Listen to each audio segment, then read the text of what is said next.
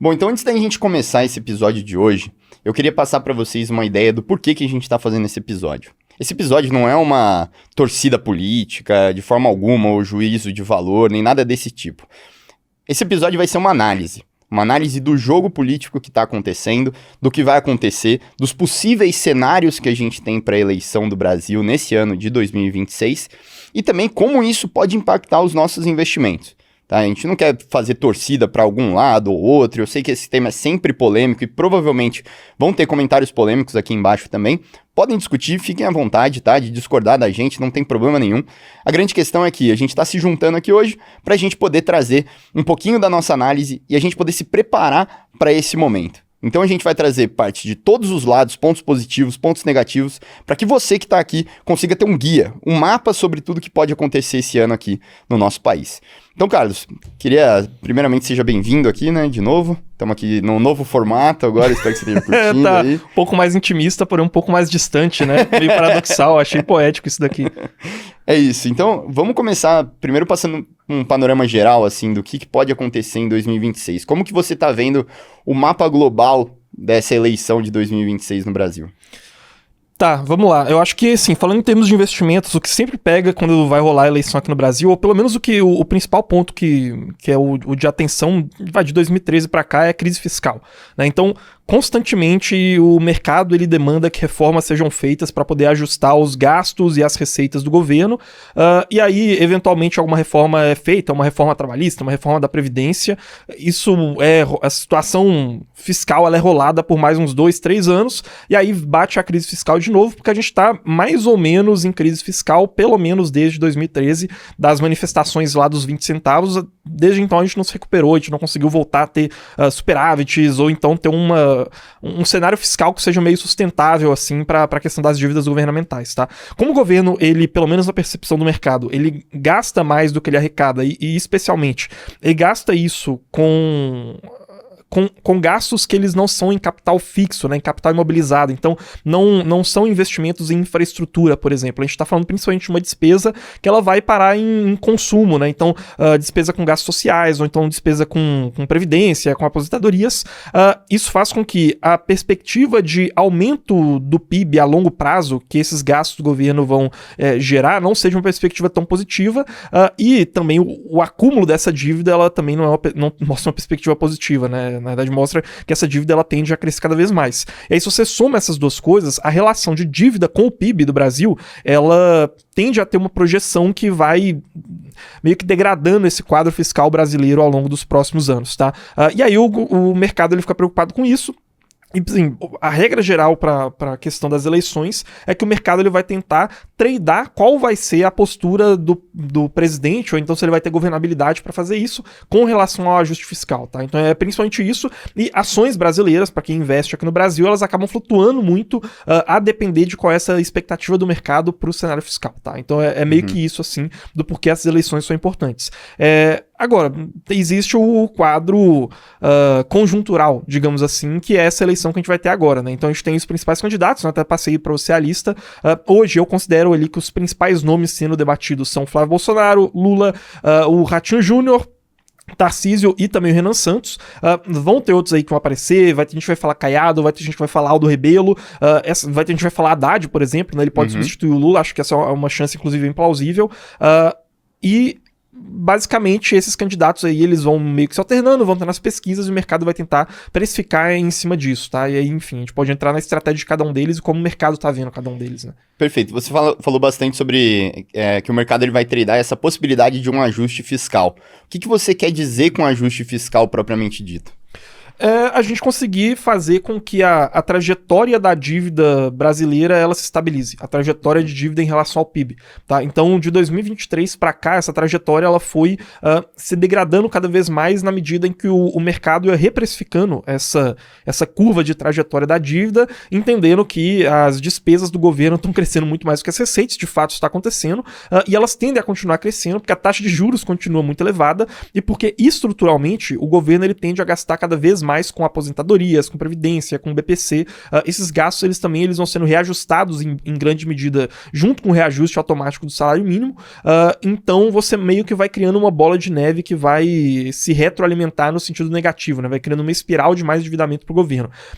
Aí, evidentemente, vão ter posições políticas diferentes com relação a isso, mas o que importa é que, nesse caso de eleições, talvez nem seja tanto assim o factual, mas sim o que o mercado acredita, né? Porque é isso que meio que movimenta os mercados, assim, pelo menos a gente falando de curto prazo. Até porque se essa expectativa do mercado muda, a taxa de juros também pode diminuir, mesmo que esse perfil de gastos do governo ele não se altere tanto, né? Se a expectativa para os próximos anos muda, e aí o mercado vai se ancorando nessa expectativa, isso já pode fazer preço no mercado quase que automaticamente, assim. Perfeito, cara. E vamos começar então, você falou um pouquinho sobre a questão, né, do Lula poder ser substituído pelo Haddad, eu quero ouvir um pouquinho mais sobre isso, mas acho que seria legal, vamos pela ordem ali da Polymarket, né, dos mercados preditivos, do que estão com mais probabilidade, né, de se tornar o próximo presidente do Brasil, até os que têm menos, né? Se não me engano, hoje o Lula tá em primeiro nessa predição, certo? Sim, o Lula tá em primeiro, né? Assim, eu separei os principais candidatos aí seguindo 3 critérios, tá? O primeiro são as pesquisas, então a gente tem, Atlas Intel, a pesquisa Quest e também a Real Time Big Data, acho que talvez sejam as 3 principais aí, tem algumas outras. Também tem o fator que é o Polymarket, então os mercados preditivos que acertaram várias das últimas eleições que ocorreram aí pelo mundo. A do Trump, por exemplo, foi a mais marcante, né? Então eles acertaram vários resultados ali. E o terceiro também é uma postura, um pouco de sentimento de momento do que tá rolando em redes sociais, tá? Redes sociais estão em pesquisas em Google Trends, tá? O Lula hoje, evidentemente, ele vai liderar nesses 3 sentidos, tá? Ele lidera tanto nas pesquisas, por mais que agora tenha saído uma pesquisa, inclusive saiu ontem, né, a última Atlas Intel, que coloca pela primeira vez o Flávio Bolsonaro liderando em relação ao Lula no segundo turno, tá? No Polymarket, ele também tá liderando, mas existem alguns efeitos aí... O Flávio ou o Lula? O Lula. Ah, tá. No Polymarket, o Lula também tá liderando. Na maioria das pesquisas, o Lula também lidera. Também tem no Google Trends, obviamente, aí vai ficar completamente distorcido, né? Porque ele é o presidente, isso vai gerar uma série de pesquisas automaticamente ali, de ranqueamentos, né? De resultados no Google, em que o Lula ele vai aparecer, tá? Então, ele lidera nesses 3 aspectos, tá? Se eu quer o quê? Falar especificamente sobre qual a estratégia pro Lula nesse jogo, é isso? Exatamente, eu acho que a gente pode falar um pouquinho sobre estratégia de cada um para poder, né,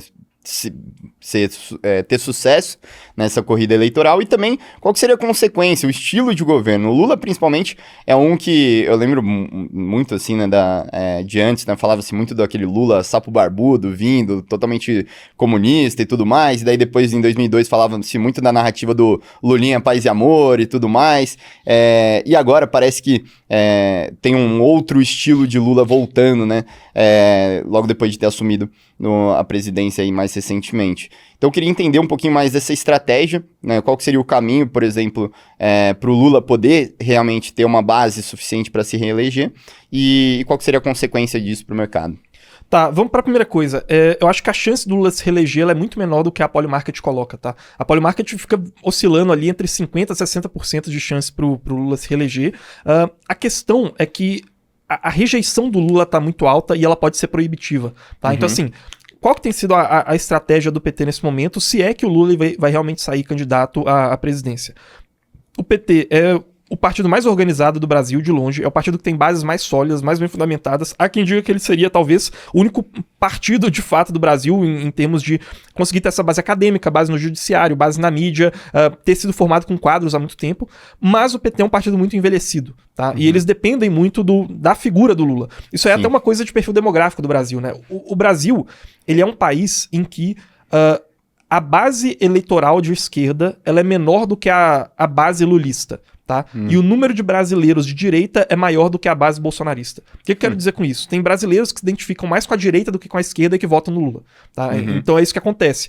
E é meio que esse perfil demográfico que vota no Lula, né? Por exemplo, você vai pegar as bases do Lula no Nordeste, não é exatamente o sujeito mais progressista que tá no interior do Ceará e que vai votar no Lula pensando que esse sujeito é de esquerda ou que ele apoia pautas progressistas, sei lá, de uma estudante de sociologia da USP, entendeu? Esse cara, ele de maneira geral vai ser um sujeito católico, em pautas morais ele vai ser relativamente conservador, porém ele vai votar no Lula pelo apelo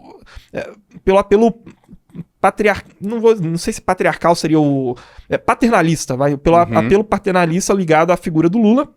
E também ligado ao histórico de auxílios, ao mito que foi construído em torno do Lula. O Lula é a sexta república brasileira, essa que começa na Constituição de 1988, ela é quase como uma era Lula, vai. Se você for colocar assim como uma era Vargas, né? O Lula é o personagem mais importante da sexta república, tá? Ainda mais depois que ele volta e consegue se reeleger e tudo mais, é o personagem político mais importante da sexta república. Então foi construído todo um mito ao redor da figura do Lula, com partes disso que são verdade, parte desse mito também que é mentira, mas que é do cara que foi lá, que saiu do meio do sertão de Pernambuco, passando fome, da casa da Dona Lindu, veio aqui pra São Paulo, conseguiu fazer um curso técnico, se casou, conseguiu entrar no sindicato dos metalúrgicos, o nascimento do primeiro filho dele foi com a primeira mulher dele morrendo no parto, aí esse cara vai lá, insiste, ele é um símbolo de persistência, ele vai, consegue, casa de novo, tem outra mulher, consegue crescer no sindicato, compra uma casa própria, vai lá, tem mais filhos, e aí esse cara vai, tenta se eleger primeiro contra o Collor, perde, tenta de novo contra o FHC, perde, tenta de novo contra o FHC, perde, aí depois ele vai lá, finalmente consegue se eleger em 2002, ganha de novo, faz sucessora, aí reelege a sucessora dele, é preso, vai para um escândalo de corrupção, vai pra cadeia, depois ele volta, consegue vencer de novo, e aí também é o cara que tava lá passando fome há décadas atrás, e que aí ele meio que tem essa... Foi jornada construído do herói, né? esse mito do Lula, o filho do Brasil, entendeu? Então assim... A persona do Lula, ela tem uma base de apoio maior do que as ideias de esquerda no Brasil, tá? Ela tem uma capilaridade maior. Então tem uma grande parte do eleitorado que é um eleitorado lulista, mas que não é um eleitorado de esquerda no Brasil. É por isso que porque eu dei toda essa volta. Na estratégia do PT, eles precisam se reinventar antes que o Lula morra, tá? É basicamente isso. Eles precisam fazer novos quadros, porque você tem toda uma faixa etária ali, vai dos 20 aos 40 anos, em que o PT não formou novos quadros. Diria até dos 20 aos 50 anos, né? Você tem alguns jovens ali, mais ou menos, que estão interessados no PT, e você tem a galera ali de 60, 70, 80 anos, que também é muito petista, tá? Mas nesse meio você não tem muito essa base de apoio. Então, qual tem sido essa estratégia traçada, e até alguns estrategistas, o Zé Disseu, por exemplo, que é talvez o maior estrategista do PT, ele tem falado muito isso também em entrevistas, é tentar realizar uma estratégia maximalista por meio das indicações do STF que o próximo presidente vai ter. Tá? Teoricamente, o próximo presidente eleito, né, pro mandato ali que vai começar em 2027, ele vai ter 3 vagas no Supremo Federal para poder indicar.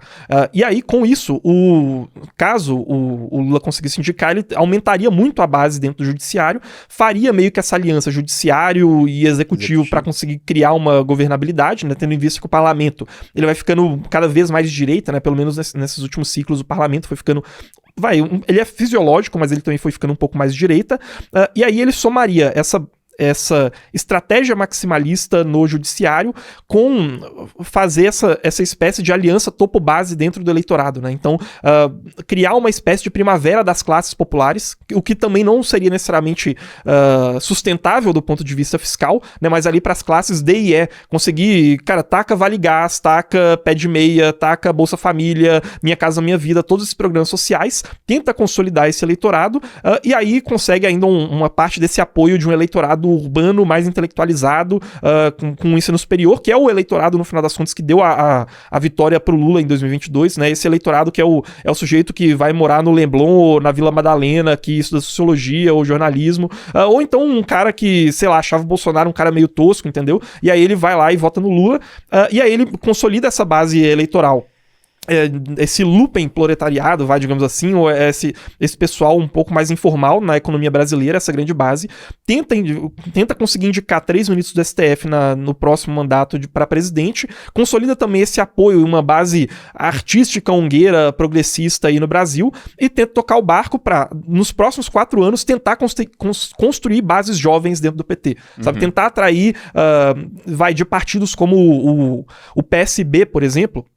O PSB hoje é o partido que tem o João Campos, que é um sujeito que deve ter uns 40 anos, tem a Tabata Amaral, que também deve ter alguma coisa entre 30 e 40 anos, talvez um pouco menos de 30, não sei. É o partido que tem o Alckmin, por exemplo, né? Então, tentar trazer lideranças, por exemplo, do PSB, tentar ver se eles conseguem trazer alguns caras, por exemplo, o Boulos, que é um cara do PSOL, que também existem já boatos correndo de que ele poderia ir pro PT, e tentar trazer essas novas lideranças para conseguir criar uma nova geração, tá? Então, assim, o plano seria esse, para eles, caso eles fossem eleitos, tá? A dúvida é se eles vão conseguir ser eleitos, tá? E aí tem alguns fatores estruturais que também podem complicar para eles conseguirem isso, entendeu? Agora só uma pausa rápida aqui nesse episódio. Se você estiver curtindo, não esquece de deixar o like aqui embaixo, também mandar esse vídeo aqui para quem você acha que vai gostar desse tema aqui que a gente tá falando hoje. Lembrando que para quem assiste aqui o Mercúrios Cast, no primeiro link da descrição, a gente tá oferecendo uma análise gratuita da sua carteira de investimento. Então é só clicar aqui embaixo, preenche o formulário e você já vai cair no nosso WhatsApp, onde a gente vai te dar a análise gratuita falando o que você tá fazendo bem e o que pode melhorar na sua carteira de investimento. Se quiser participar, 100% gratuito no primeiro link aqui da descrição. Tá, muito se fala sobre isso, né, do Lula não ter criado sucessores.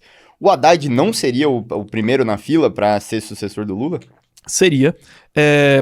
Tenho algumas dúvidas se ele realmente vai suceder o Lula. Acho que ele é o mais provável. Não acho que o Boulos ele entraria como sucessor agora. O PT, ele é um partido que...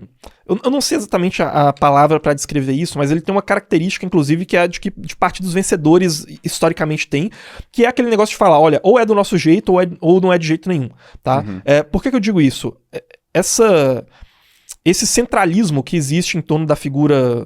ou melhor, que existe em torno da marca do PT, faz com que o PT ele sempre priorize os próprios quadros frente a outros partidos de esquerda, tá? E aí ele se torna o hegemon na esquerda com essa característica, com os quadros de base que ele vai formando ali ao longo das décadas de 70, 80, 90, e também com a figura do Lula, né? Então é meio que esse tripé ali que vai sustentar o PT nesse sentido, tá? E isso é importante pelo seguinte, o Alckmin era do PSDB, hoje tá no PSB. O Flávio Dino, por exemplo, né, vamos supor que ele saísse, né, pedisse para sair agora em abril do STF e aí falasse, vou concorrer aqui para a presidência. Ele também não fez o histórico dele dentro do PT, né? Ele também, pelo menos anteriormente, estava no PSB, que é o mesmo que o Alckmin tá agora. O Boulos é do PSOL, não é do PT. Então por que eu digo isso? É muito difícil, dado o histórico do PT, que eles colocassem como sucessor do Lula um cara que hoje não está no PT, tá? E aí desses quadros que eu falei, o único que tá, né, se eu falasse aí, Alckmin, Boulos, Flávio Dino e Haddad, o único que tá no PT é o Haddad, tá? Então eu acho que esse é o principal motivo que faz com que o Haddad ele esteja na frente dos outros caras aí, tá? Pra poder tentar assumir isso. Tem outro ponto também. É até uma característica pra falar, né, desse histórico do PT. Como é que ele foi sendo constituído, né?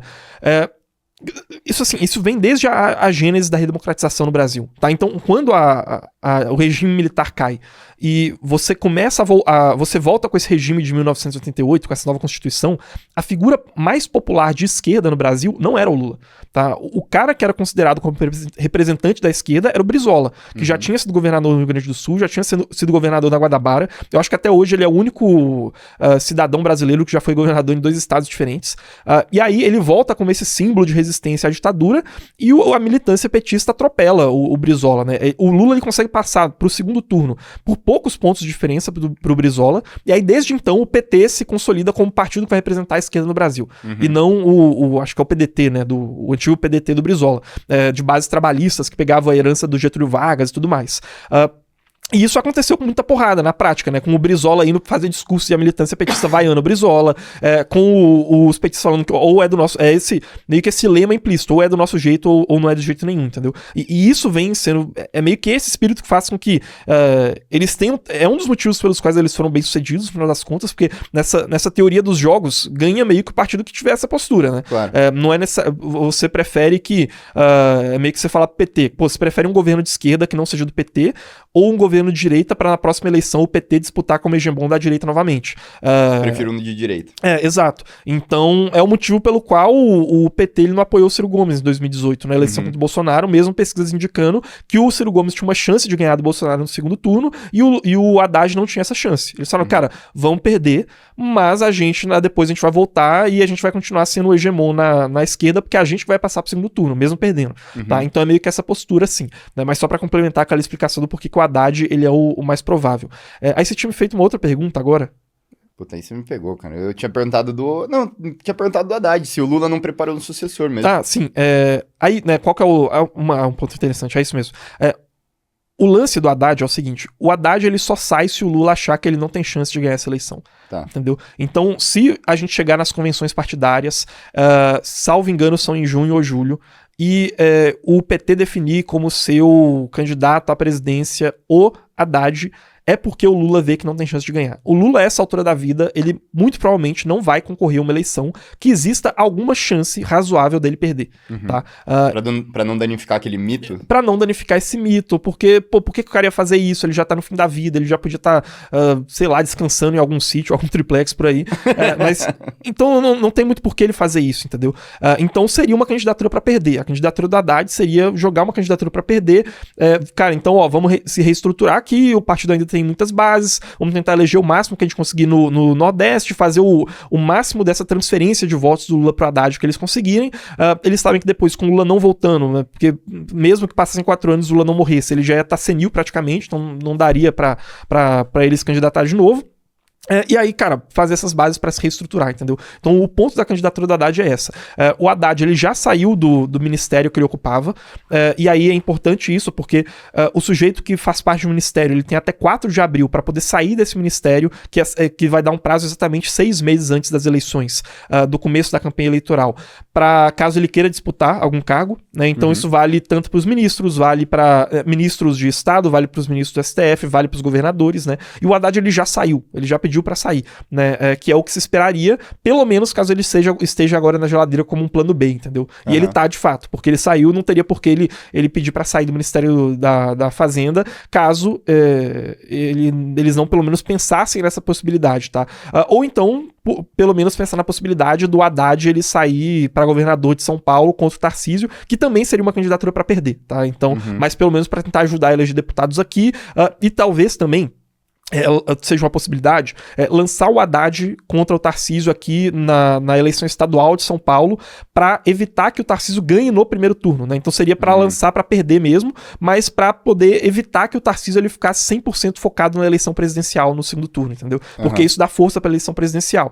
Se você tem uma eleição aqui no estado de São Paulo, em que o Tarcísio ele ganha no primeiro turno, ele vai passar todo o espaço do primeiro até o segundo turno fazendo campanha pro candidato de direita que ganhou, e aí isso pioraria as chances da esquerda no segundo turno, né? Agora, se ele ficou ocupado nesse segundo turno, isso atrapalha um pouco essa campanha presidencial. Então, também tem esse motivo pelo qual a Haddad poderia ter saído, tá? Perfeito.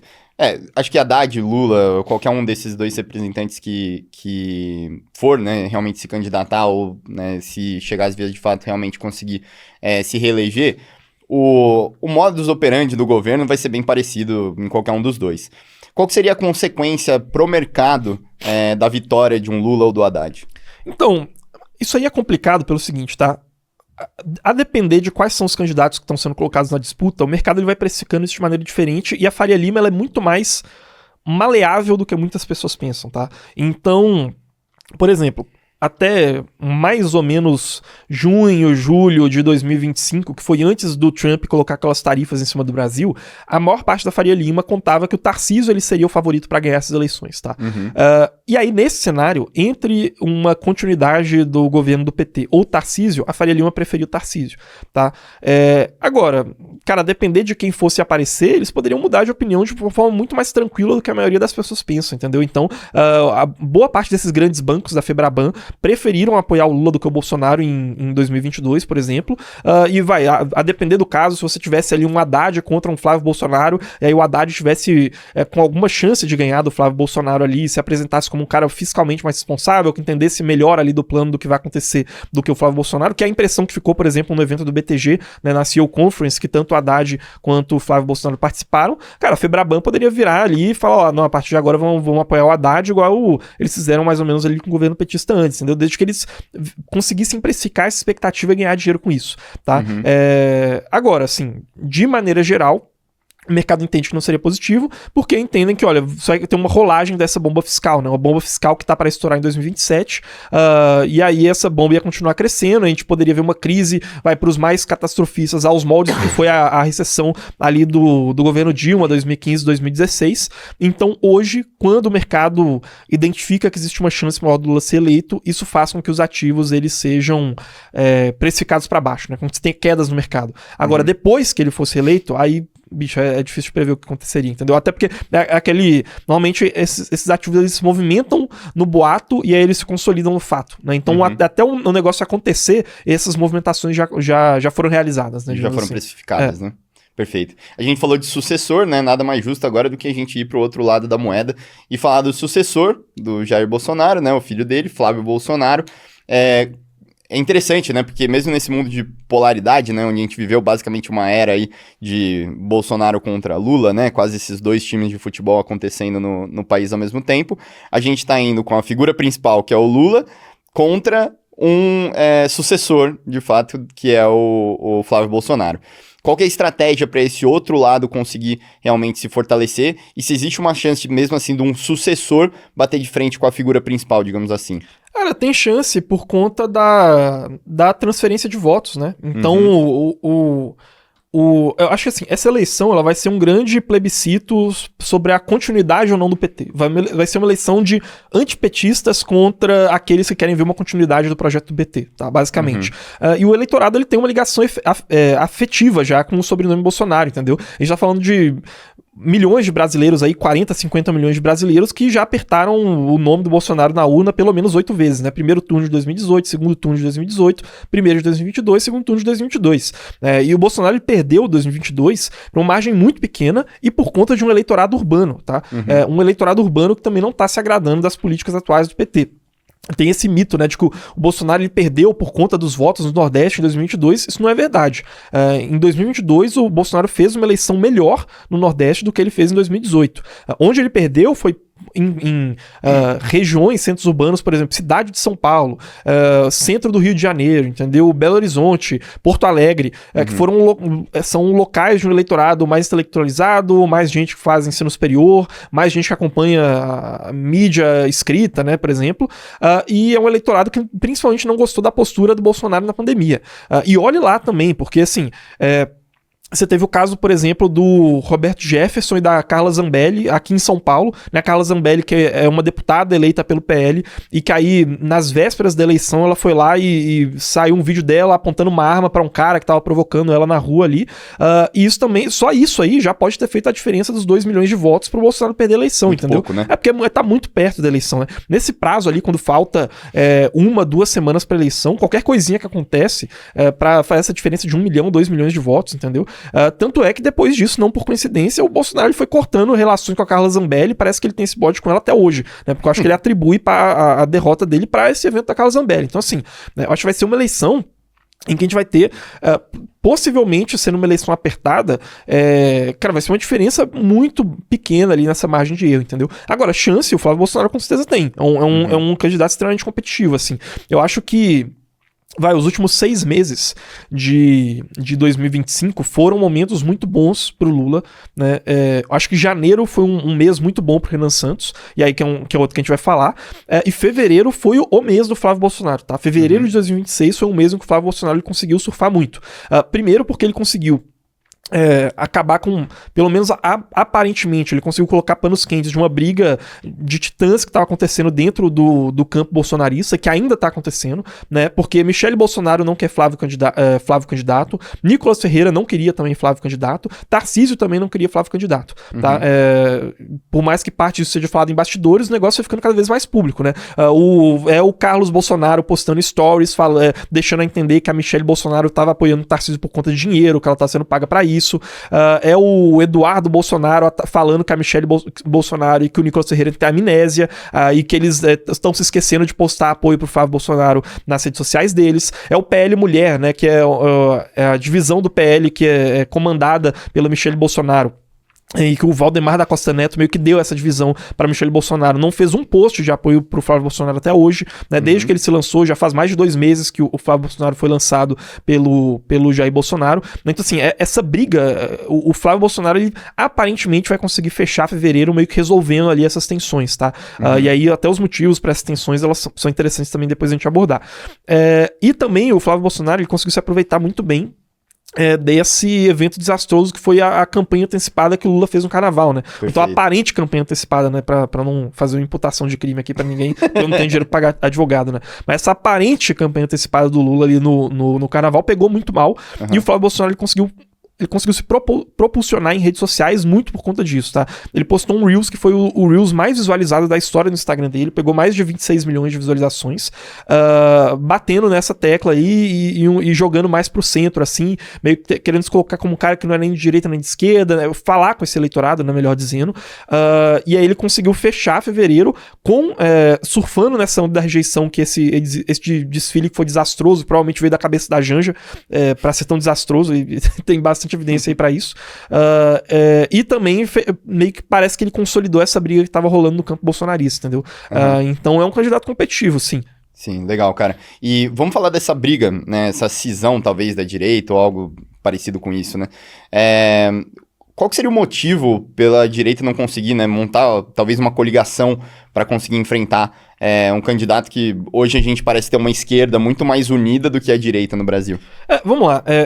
Acho que tem algumas coisas que a gente pode falar aí, tá?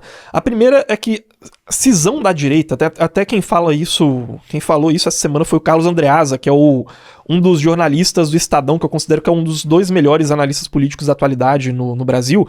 Ele fala, cara, chamar isso de cisão da direita é meio ilusório, porque a gente sabe que no segundo turno, Nicolas, Michele, Tarcísio, vai todo mundo apoiar o Flávio. Né? Então, assim, é uma cisão da direita meio entre aspas, assim.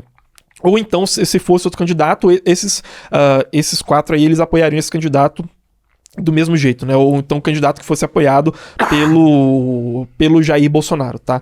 Agora, assim, cisão da direita de verdade que existe hoje no Brasil Partido Missão com o MBL e o PL do Bolsonaro, porque esses sim vão ter visões diferentes de Brasil, tá? É meio que uma cisão da esquerda que rolou em 2018 com Ciro Gomes e PT, tá? Então a única cisão da direita hoje no Brasil de verdade que existe é com o MBL e o bolsonarismo, tá? Dentro do bolsonarismo, o que eu vejo muito mais é uma disputa ali por poder de barganha.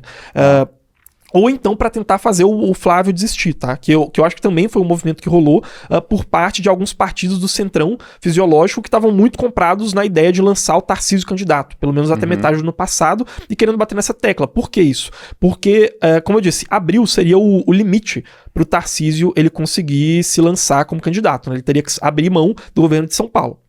E ele só faria isso se ele tivesse uma certeza muito grande que ele vai receber o apoio do Jair e que o Flávio vai publicamente apoiar a campanha do Tarcísio antes de abril. Tá? Se isso não acontecer, ele não sai. Então a gente foi chegando no finalzinho desse prazo e aí esses operadores políticos que gostariam que o bolsonarismo não fosse representado pelo Flávio, mas sim pelo Tarcísio, eles começaram a agir meio que assim, ó, a nossa última chance de pressionar é agora. E aí essas brigas, elas vieram à tona novamente, né? Cada um com seus elementos. A Michele, em parte pelo deslumbramento dela e dela achar que ela seria vice do Tarcísio, o que também alguns analistas políticos que têm mais proximidade com a família Bolsonaro, que eu já ouvi, dizem que o Jair jamais colocaria a Michele como vice do Tarcísio, que se tivesse que ter um vice seria o Flávio mesmo, mas a Michele, ela se sentiu excluída nesse arranjo que se formou em torno do Flávio Bolsonaro, entendeu? Porque com o Flávio sendo candidato, a Michele dificilmente vai ser vice dele, porque não faria sentido. Eles colocariam um vice que agregaria votos, e os votos da Michele o Flávio já vai ter, principalmente no segundo turno. E aí tem esse fator também, né, que ela se sentiu preterida porque ela esperava que ela poderia ser vice, né, e tal, mas enfim, é uma briga dentro da própria família que é um negócio meio arquetípico, assim, a madrasta contra os filhos ali, né, e isso aí se repete. O caso do Tarcísio é óbvio, né, porque cara, ele passou aí 2 anos com todo mundo enchendo a bola dele, falando que ele ia ganhar contra o Lula com certeza, que ele ia ser o próximo presidente, ele tomou um balde de água fria com o Bolsonaro indicando Flávio e não indicando ele, né, como sucessor. Então até em alguns momentos ali aí, na mesma semana foi o evento que o Tarcísio foi lá, aplaudiu o Alexandre de Moraes, o lançamento do SBT News. Aí recentemente já foi lá e a mulher do Tarcísio falou que o Brasil precisa de um novo CEO e que o CEO tem que ser o marido dela, né? Então foi meio que trocando farpas ali, mas o Tarcísio, no final das contas, ele sabe que o eleitor que votou nele não é dele, o eleitor que votou nele é o eleitor do Bolsonaro, entendeu? Exato, cara. Se o Tarcísio ele for competir com um poste e o Bolsonaro falar que o poste é o candidato dele, o eleitor que votou no Tarcísio vai votar no poste porque esse eleitor não é do Tarcísio, é do Bolsonaro. E o Tarcísio sabe disso, então ele não vai bater de frente com o Bolsonaro, tá? E o Nicolas, aí você já tem outra questão, tá? Porque é o seguinte... Dessas figuras, o Nicolas é o que de fato tem uma base maior. Eu não chego a chamar isso de militância, tá? Militância eu acho que é algo que o núcleo duro do bolsonarismo tem. O Nicolas não tem isso de maneira tão forte, mas ele tem uma base orgânica que provém principalmente de igrejas evangélicas, tá? Por que isso é importante? como eu disse, existe esse fenômeno da transferência de votos, né? É um motivo pelo qual, por exemplo, a Joyce Hasselman fez mais de 1 milhão de votos para ser deputada federal em 2018. Em 2022, ela não foi nem eleita, né? Ela deve ter feito alguma coisa de 10 mil, 20 mil votos, porque numa ela foi a candidata do Bolsonaro, depois o Bolsonaro excluiu ela ali, ela foi colocada como traidora, de fato, em alguns termos ela foi traidora nesse sentido também. O fato é que ela discordou do governo e o voto não era dela, tá? Isso aconteceu com a Joyce Hasselman, isso aconteceu com o Alexandre Frota, isso aconteceu com Dória. Então, assim, existem esses fenômenos eleitorais aparentes que, na verdade, estão sendo carregados pela figura majoritária ali, que seja Lula, seja Bolsonaro, que são essas figuras que têm esse poder de atração de votos muito grande, né? O que rolou, por exemplo, em Santa Catarina, né? O governador de Santa Catarina hoje é senador de Santa Catarina, né? Eleito lá. Santa Catarina é um dos, 2 ou 3 estados mais bolsonaristas do Brasil. É um carioca que o Bolsonaro indicou e o eleitor catarinense votou nele, né? E aí agora o Carlos Bolsonaro resolveu transferir o título de eleitor dele pra Santa Catarina e vai ser eleito com os pés nas costas, né? Assim, o cara fez a carreira política dele no Rio, vai pra Santa Catarina e aí, cara, não tem o que espernear e falar que, não, mas é porque eu tava antes na fila, não sei o quê. O voto é do Bolsonaro, tá? O eleitor catarinense vai votar em quem o Bolsonaro indicou e ponto, acabou, entendeu? Concordo com isso, discordo disso, não interessa. É ele que vai puxar o voto ali, efetivamente, tá? Por que eu dei essa volta? O Nicolas, ele de fato, ele conseguiu construir uma base que é o eleitorado dele, tá? Ele foi aos poucos consolidando essa base. Uma base própria, você diz, né? Uma base própria. A Joyce Hasselman, por exemplo, ela mudou de lado político, resolveu fazer oposição ao Bolsonaro, passou de 1 milhão de votos para alguma coisa ali em torno de 10 mil votos, tá? De uma eleição para outra. Ou seja, nada daqueles votos eram dela, eram votos do Bolsonaro. O Nicolas hoje, se ele batesse, vamos supor assim, um cenário que não vai acontecer, tá? Mas vamos supor que ele batesse de frente com o Bolsonaro, falasse eu não gosto mais do Bolsonaro, ele ia perder um caminhão de votos, muita gente não ia votar nele, porém ele ainda assim ia ser um dos deputados mais votados do Brasil, tá? Porque ele conseguiu criar essa base própria. Se ele ia cair de 1 milhão de votos para 300 mil, para 500 milhões, eu não sei, tá? Provavelmente ia cair muito, mas ele ainda assim seria muito votado, porque ele é um fenômeno de redes sociais, ele é o político mais influente em redes sociais hoje no Brasil, ele tem uma ligação com o público jovem, com o público evangélico também, que foi meio que criando essa base maior em torno dele, tá? Então o Nicolas, ele percebeu isso, e ele tá querendo barganhar politicamente, né? Então, o Nicolas, ele tem de fato um peso, por exemplo, pra ser importante pro Flávio no segundo turno, entendeu? Por mais que ele nesse momento ele vai ser pressionado pela própria base dele pra apoiar o Flávio, né? Então ele também não teria muita essa alternativa, mas ele quer pressionar também pensando em questão de governabilidade, né? Então, por exemplo, o Valdemar da Costa Neto, que é o presidente do PL atualmente, que foi também colega de cela do Zé Disseu, que é o do PT, né, na Lava Jato, mas que hoje é presidente do PL, que é o partido do Bolsonaro, ele estava tentando indicar o Eduardo Cunha para ser deputado federal por Minas Gerais. Eduardo Cunha, que é o político que fez carreira no Rio de Janeiro, não tem ligação nenhuma com Minas Gerais. Mas por que ele queria indicar? Porque o Nicolas, ele é o político de Minas Gerais, vai ser o deputado mais votado nessas eleições de Minas Gerais, vai fazer um caminhão de votos e vai puxar muitos deputados com ele.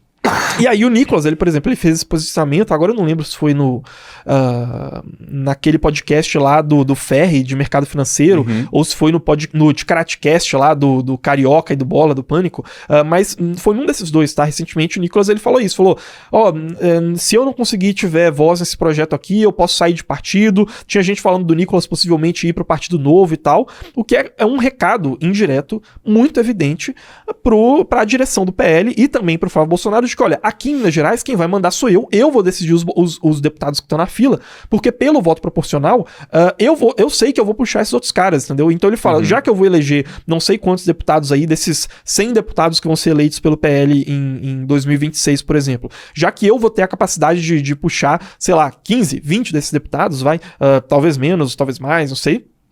Então eu quero ser capaz de indicar esses nomes, entendeu? E não vão colocar aqui o Eduardo Cunha para ser eleito na minha asa aqui em Minas Gerais, entendeu?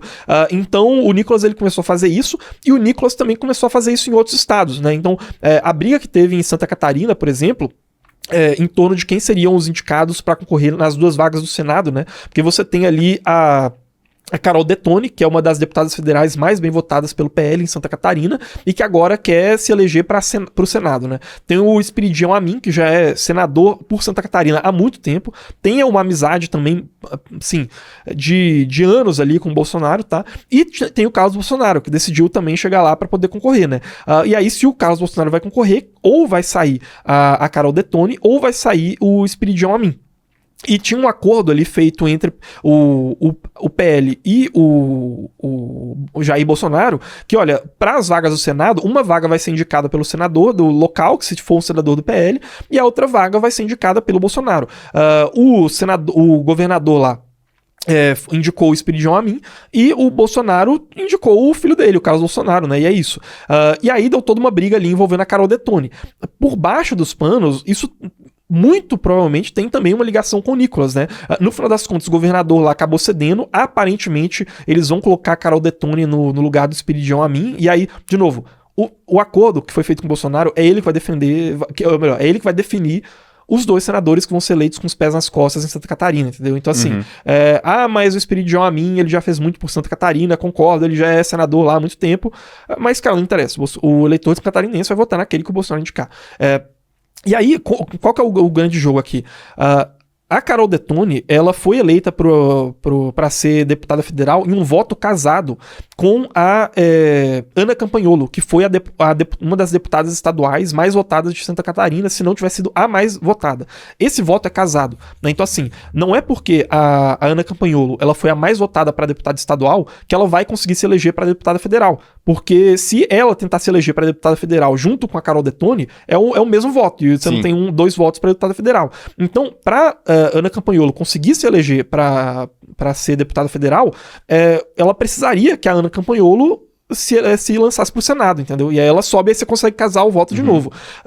E o Nicolas Ferreira, ele tem uma pessoa em Santa Catarina que é a Ana Campanholo, né? Então pro Nicolas Ferreira interessa que a Ana Campanholo ela vá pra disputa federal, né? E pra isso você... A Carol Detone teria que sair pro Senado. Teria que sair pro Senado. Então é só um...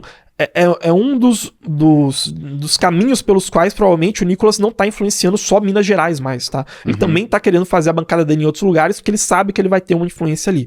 Mas eu acho que, enfim, os motivos para as brigas eles são mais especificamente esses, tá? Pra Michele, pra Tarcísio, pra Nicolas e também pra vários outros agentes nesse entorno que também entraram nessa briga porque estão querendo pressionar pro Tarcísio, queriam pressionar pro Tarcísio sair, né? Agora ele já desistiu da candidatura, mas pelo menos até algumas semanas atrás ainda meio que era isso, tá? O Tarcísio, existe possibilidade dele voltar? Ou seja, desistir da desistência da candidatura? Então, eu acho que não, tá? Se isso acontecesse, seria desastroso pro campo bolsonarista, tá? Hoje, ele ainda é o 5º em apostas na Polymarket, mas também tem um fator que é a grana que foi colocada lá ao longo de meses, apostando no Tarcísio, em alguns momentos até como favorito. E aí, quando outras apostas são feitas, se essa galera não tirou o dinheiro, ele meio que vai gerar uma distorção. Ele sempre vai... Sabe, foi tanto dinheiro que ele sempre vai ficar ali com 1, 2% mesmo tendo Polymarket, desistido, né? nos mercados preditivos. Várias pesquisas hoje já nem colocam o Tarcísio como um candidato. Tem aquele efeito, ele continua sendo o terceiro mais buscado no GoTrends porque ele é governador de São Paulo, né? Isso gera fatos, né? Então, esses caras são governadores, Zema, Ratinho, Caiado, o próprio Tarcísio, ou então Lula, né? Porque ele também tem um cargo público, né? No caso, não como governador, né? Como presidente. O nome dele vai naturalmente estar sendo atrelado a fatos o tempo todo, né? Então, uma estrada nova, uma obra nova começou, vai ter uma reportagem falando disso, o nome do governador vai aparecer lá, entendeu?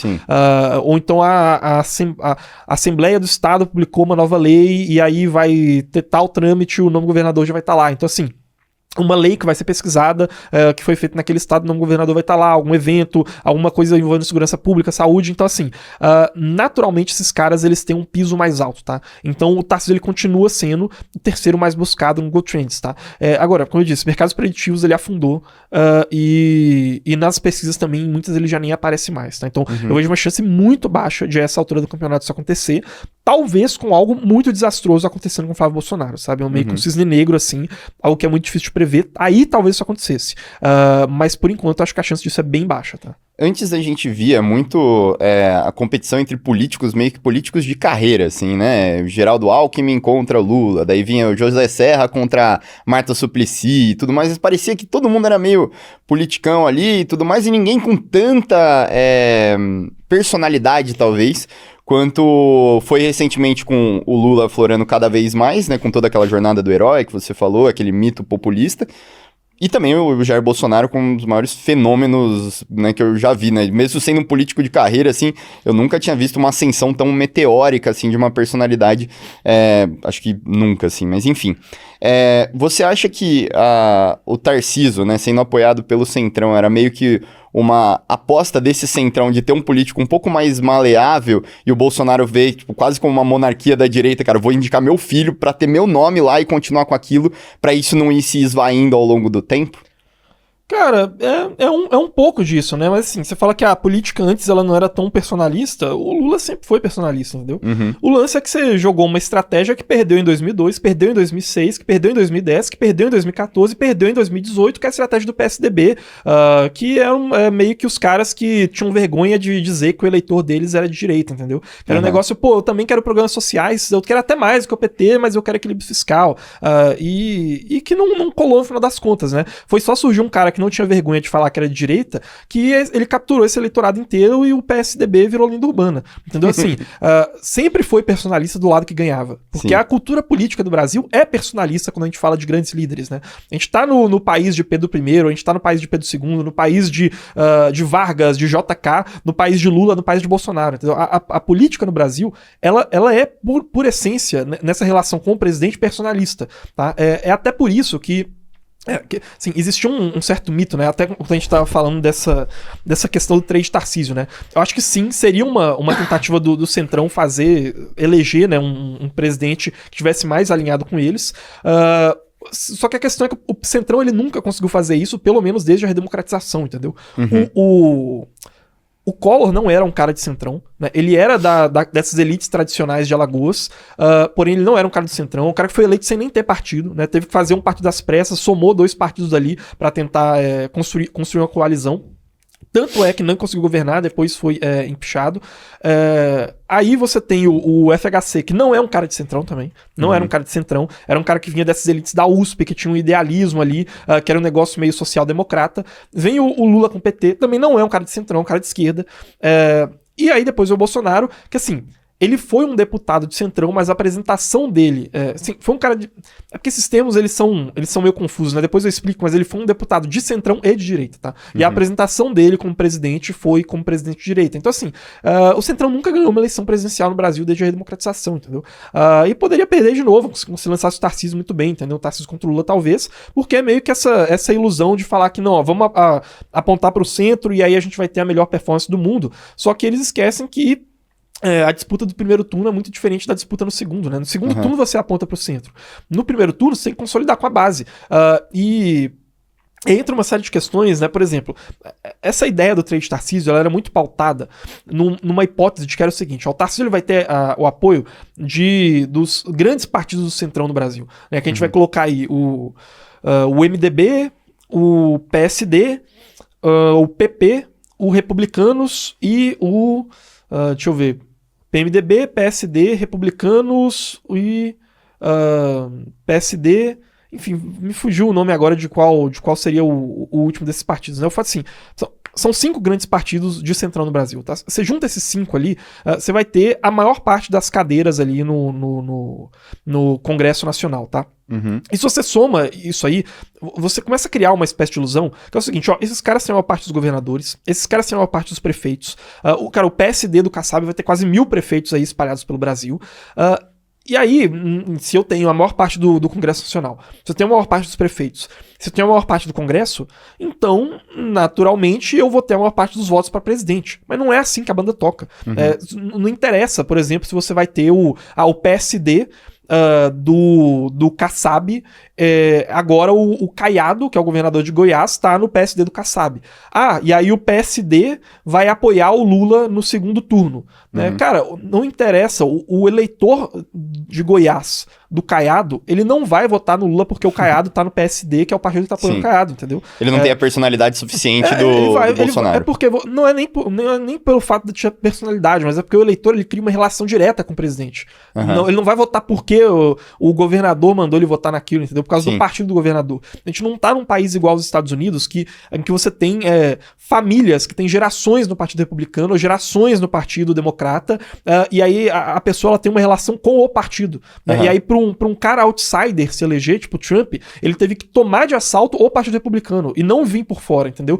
Esse não é o nosso país. O nosso país é um país em que existe uma relação direta, personalista do eleitor com o líder do Estado brasileiro, entendeu? E aí, de novo, eu usei o exemplo do Caiado, né? A governadora de Pernambuco também tá no PSD, que é o mesmo partido do Caiado. Aí vamos supor que o PSD fala, vamos apoiar o Flávio Bolsonaro no segundo turno. O eleitor de Pernambuco, que vota acho que não sei se agora me fugiu o nome, se é Raquel Lira, a governadora de Pernambuco, acho que é Raquel Lira mesmo. Ele não vai votar no Flávio Bolsonaro porque o Kassab, que é o presidente do PSD, decidiu. Então ele vai votar no Lula.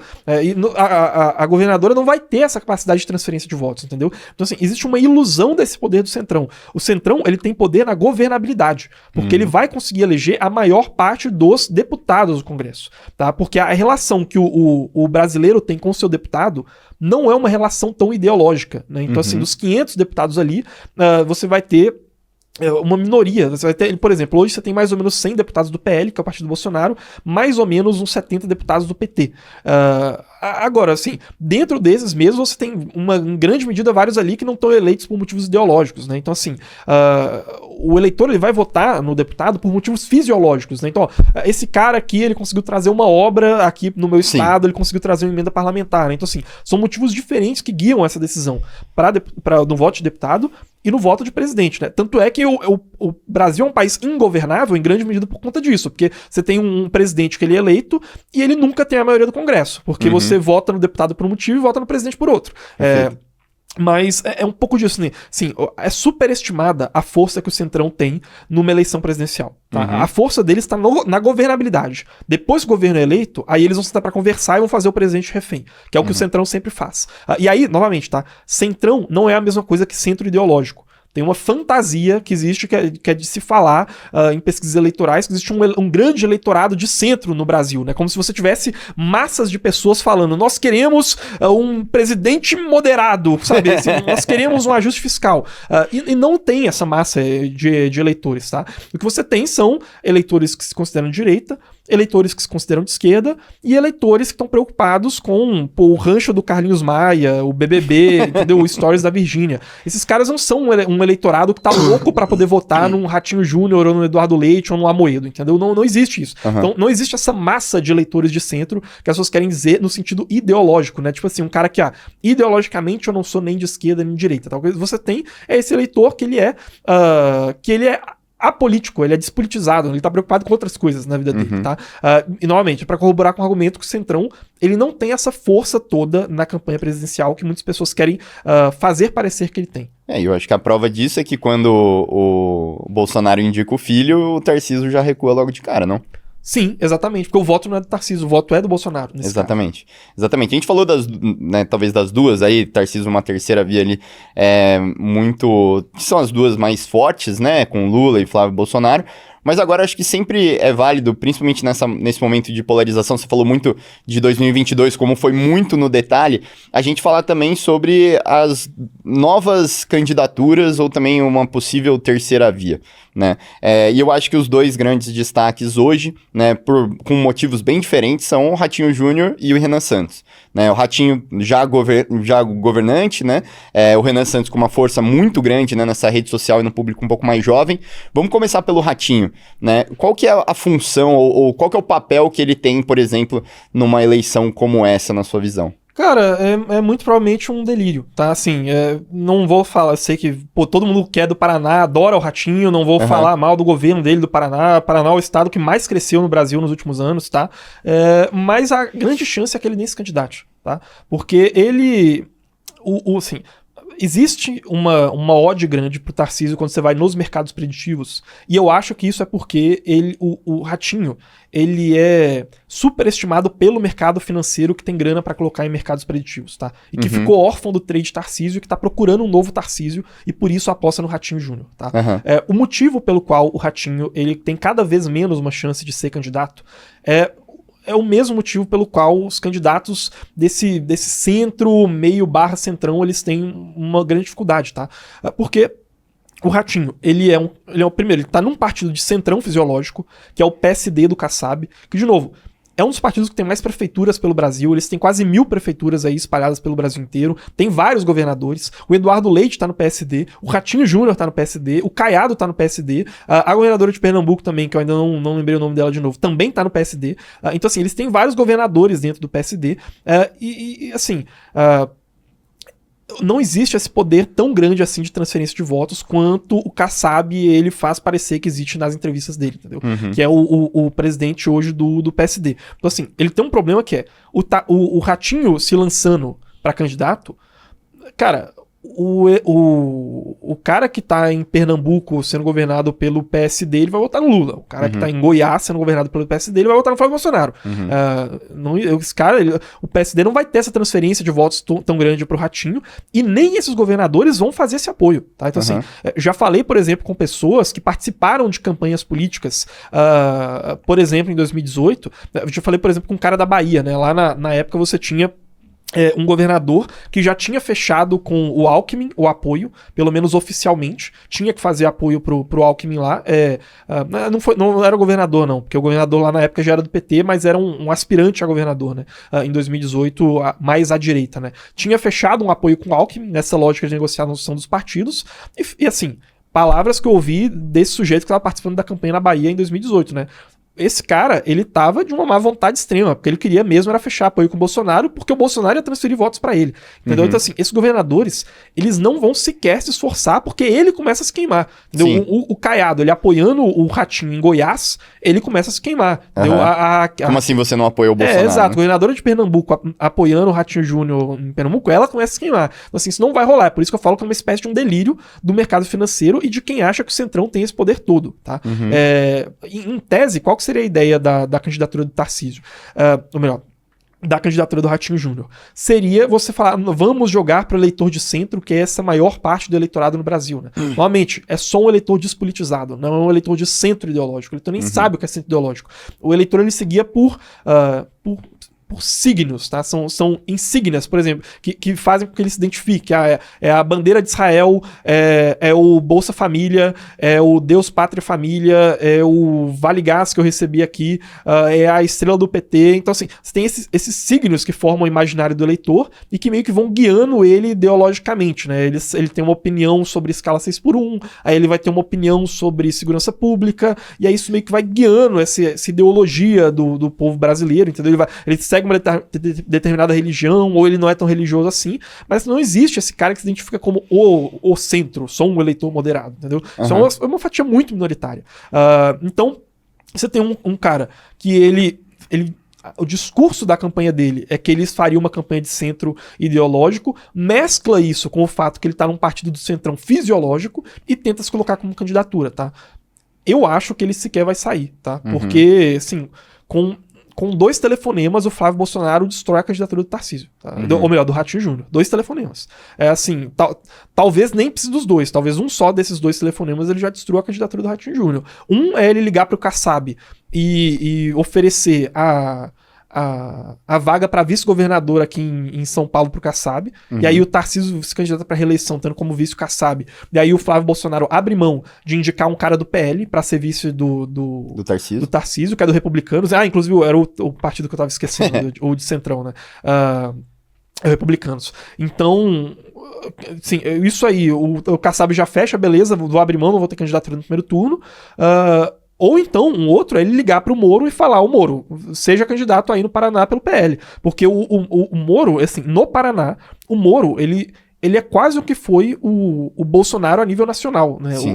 A construção dessa mitologia da República de Curitiba, que, cara, o Moro, ele colocou Curitiba no mapa do Brasil, entendeu? Ele é o cara do Paraná, ele é favorito nas pesquisas pro Paraná, só que ele não tem partido, porque o Ratinho Júnior, sabendo disso, ele foi fazendo as negociações políticas para impedir que qualquer grande partido dentro do Paraná lançasse o Sérgio Moro, tá? Agora, se ele consegue um partido, ainda mais em dobradinha com o Flávio Bolsonaro, cara, destrói o Ratinho, entendeu? O Ratinho ficaria em muitos maus lençóis. Então, assim, será que o Ratinho, ele vai... Se o Flávio Bolsonaro falar assim, ou se retira sua candidatura, ou indica o Moro pra ser governador aí no Paraná, entendeu? Será que ele continua? Então, assim, são alguns motivos pelos quais eu acho que essa candidatura aí do Ratinho não tem essa força toda que as pessoas acham que ela tenha, tá? Agora, sim, pra fazer fazer uma contratese, assim, né? Em que cenário ele poderia sair?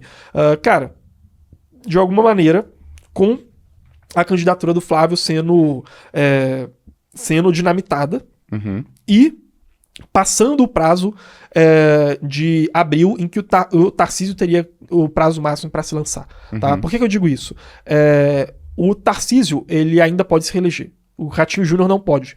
Então, ele pode abrir mão do cargo de governador, porque ele não vai precisar se reeleger ali mesmo, continuar meio que barganhando ali politicamente e muito provavelmente se lançar para senador. Tá? Então, assim, então seria... Vamos supor que passasse o prazo de abril, o Tarcísio não pode sair mais do governo, só que o Ratinho já saiu e ele vai querer concorrer para senador. E aí, nesse intervalo de tempo, a candidatura do Flávio, por algum motivo, dá algum bizil e é dinamitada. Né? Sei lá, algum processo, ou então o Bolsonaro muda de ideia, faz algum acordo, algum motivo a candidatura do Flávio sai. Aí o Ratinho Júnior pode entrar. Sim. Porque ele não precisa ter medo de abrir mão do cargo dele do governo, porque ele já não vai se eleger mesmo. Ele não tem esse custo de oportunidade que o Tarcísio tem de perder o governo de São Paulo, né? Então, eu acho que esse seria o único cenário em que o Ratinho, de fato, seria candidato. Perfeito. Por que você acha que não tem uma terceira via tão forte quanto era em outras vezes? Por exemplo, a gente via muito o Partido Verde, né, com a Marina, com Eduardo Campos, depois Ciro Gomes também vindo, sempre tendo uma parcela até bem relevante, assim, dos votos, 10, 15% dos votos. Você acha que vai ter alguém com esse mesmo perfil nessa eleição? Então, aí a gente fala do Renan Santos, né? E aí é até importante a gente dissecar um pouco do que é esse discurso de terceira via, entendeu? Não existe nenhuma terceira via que é bem sucedida. Tá? A terceira via, ela nunca é bem sucedida. Pelo menos não quando as pessoas elas têm a ideia tradicional que a terceira via seria um centro equilibrado. Tá? Isso não existe. O cara que consegue furar o bloqueio dos dois candidatos majoritários é um cara que vai jogar mais à margem do que esses dois candidatos estão. Tá? É o que o Trump fez no Partido Republicano. Ele falou, eu sou mais à direita do que essa elite que antes governava o Partido Republicano, com a família Bush, com os grandes magnatas da indústria do petróleo. Eu sou mais à direita do que eles. E, portanto, votem em mim. O Trump, ele não furou o bloqueio do Partido Republicano e do Partido Democrata falando, eu sou o centro equilibrado entre os dois. Ele se colocou como mais à direita. O Bolsonaro, ele destrói o PSDB no Brasil em 2018, não é falando, tem o PT na esquerda, tem o PSDB na direita e eu sou o centro. Ele fala, eu sou a direita de verdade, esses caras, eles estão do outro lado, eu sou oposição aos dois. E ele joga o PSDB pro lado do PT. E aí ele consegue ultrapassar essa barreira. O Marçal, aqui em São Paulo, ele quase conseguiu fazendo isso, também seguindo o mesmo discurso. Você tinha ali o Ricardo Nunes, que ele é um candidato fisiológico, mas que teve o beneplácito do Bolsonaro. E você tinha o Boulos, que seria o candidato à esquerda. O Marçal, ele se colocou como um cara mais à direita do que o Ricardo Nunes. Ele quase furou esse bloqueio, que foi colocado pelas duas candidaturas majoritárias. Ele não se colocou como um cara que eu sou equilibrado entre o Boulos e um Ricardo Nunes. Um equilibrado entre Boulos e Ricardo Nunes. Tipo, o cara um contador. Não sei. Mas assim, então não existe. É uma candidatura que ela parece sem graça, porque ela é sem graça mesmo pro povão. Né? Não existe essa candidatura de um centro moderado que fura esse bloqueio, tá? Então, assim, no caso do Renan Santos, que ele é provavelmente o candidato que vai ficar em terceiro colocado e que poderia tentar furar esse bloqueio, talvez com um fenômeno de redes ou alguma coisa assim, ele não está fazendo uma campanha de centro. Ele está fazendo uma candidatura se colocando como mais à direita do que o Flávio Bolsonaro.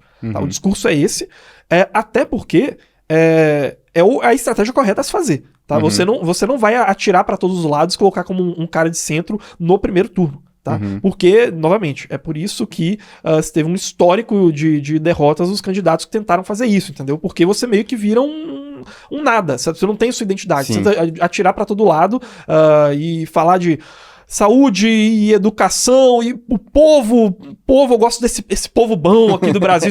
Aí meio que vai seguindo essa cartilha ali em cada estado que ele vai passando. E aí, enfim, vai tirar uma foto comendo um pastel, usando uma camisa de botão branca e falando que é pela saúde, educação e pela família e pela segurança pública e vai ter 1% dos votos. Então, assim, a estratégia correta para você jogar no primeiro turno é você tentar se colocar como um dos polos na disputa e jogar os outros candidatos pro outro polo. Se colocar como o antissistema sistema, ou mais à esquerda, foi o que o Lula fez com o Brizola, ou mais à direita, foi o que o Bolsonaro fez com o PSDB. Essa é a estratégia, tá? Então, assim, a terceira via, nesse caso, a estratégia do Renan Santos, que é o candidato que tem a maior chance de ser colocado ali como terceira via hoje, é de se colocar como um cara mais à direita, tá? E assim, as projeções do Eduardo Bisotto, que é um dos dois, na minha opinião, os melhores analistas políticos no Brasil hoje, né? Eu falei do Carlos Andreasa, o outro é o Eduardo Bisotto.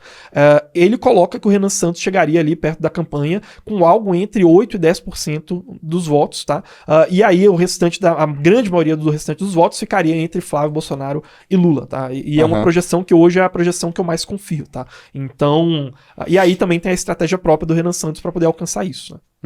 E você vê essa reflexão também nos mercados preditivos também, o Renan Santos entrando, porque muita gente mais velha duvida de uma candidatura forte do Renan Santos, e eu acho muito pela questão dele ser mais forte nas redes sociais e talvez com um público um pouco mais jovem, não?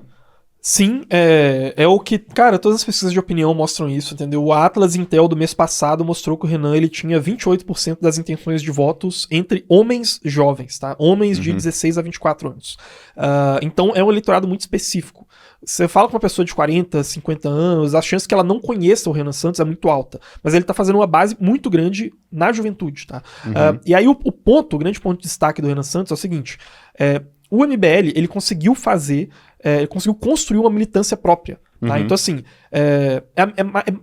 em alguma medida, é meio que o que eu falei que o Nicolas tá fazendo, tá? Só que é o seguinte, o Nicolas, ele tem essa militância própria dentro do campo bolsonarista. Então, ele não vai bater de frente com o Bolsonaro, tá? Então, é aquilo.